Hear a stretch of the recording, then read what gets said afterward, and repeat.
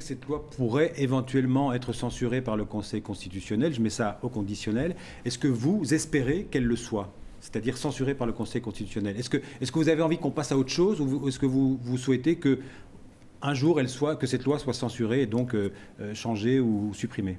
Le Conseil français du culte musulman, lorsqu'il avait émis ses réserves sur la promulgation d'une loi, parmi les éléments ou les arguments, c'est le fait qu'elle soit fragile juridiquement.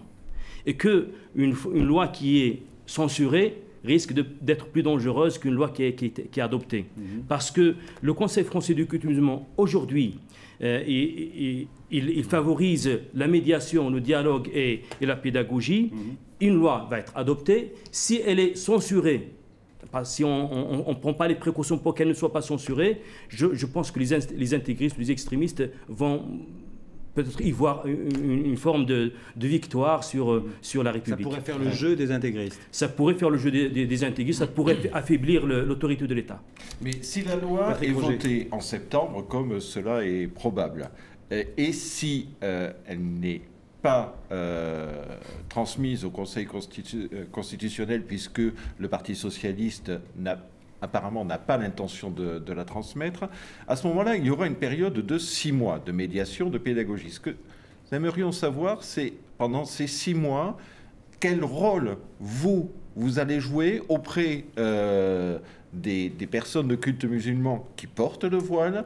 Est-ce que vous allez les dissuader de les porter? Comment vous allez intervenir dans cette période-là? Je pense que les imams et les cadres religieux sont déjà en train de dissuader les femmes de porter ce type de vêtements, parce qu'ils considèrent qu'elles participent d'une manière ou d'une autre à la stigmatisation de toute la pratique religieuse musulmane.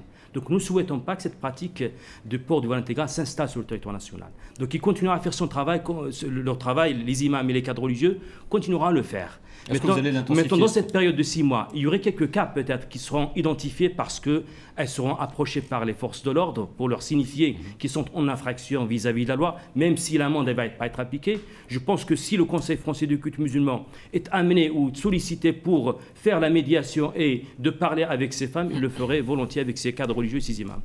Mohamed Moussaoui.